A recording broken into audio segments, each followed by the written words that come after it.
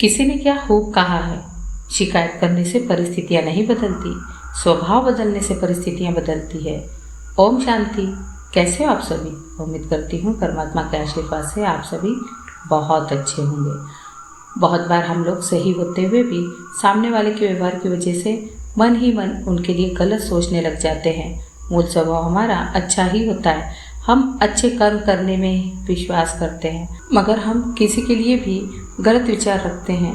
भले ही वो इंसान पूरा हो, उसके लिए गलत सोच विचार रखें, ये भी हमारा कर्म ही कहलाएगा।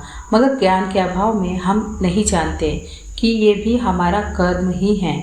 और हमारे साथ जब भी कुछ भी गलत होता है तो हमें यही लगता है कि मैं तो सबके साथ अच्छा ही व्यवहार करता हूँ, तो मेरे साथ गलत क्यों होता है। और बहुत बार तो हम भगवान की पूजा पाठ करना भी बंद कर देते हैं।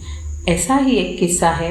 एक भाई साहब का मुझसे यही सवाल था कि दीदी, मैं कभी किसी के साथ गलत व्यवहार नहीं करता, मेरे साथ मेरे अपनों ने ही बहुत गलत व्यवहार किया, मगर फिर भी मैं उनके साथ गलत व्यवहार नहीं करता, मगर मेरे साथ तो हमेशा ही गलत होता है। और अब तो मैंने इस वजह से भगवान की पूजा करना भी छोड़ दिया है।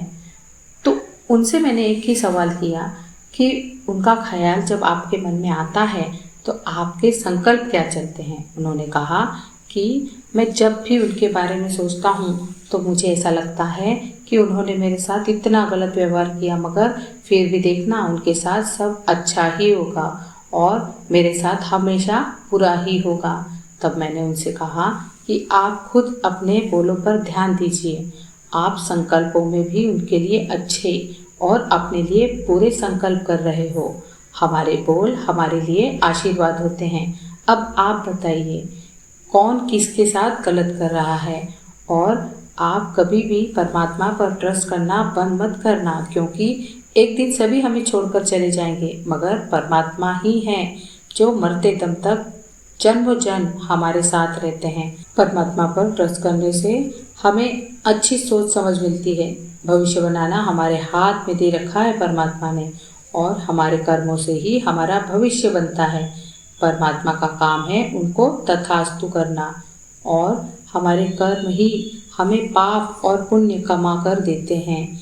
ये हमें कर्म करते समय पता होना चाहिए कि हमें किसका बैंक बैलेंस बढ़ाना है, पाप का या पुण्य का।